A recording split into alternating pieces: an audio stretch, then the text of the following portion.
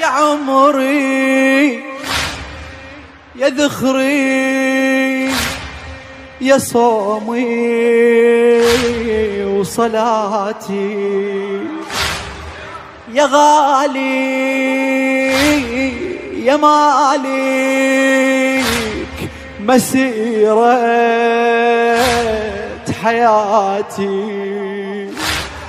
إلهي رحمني وجعلني على دربك أحمده وأشكره لأني أحبك.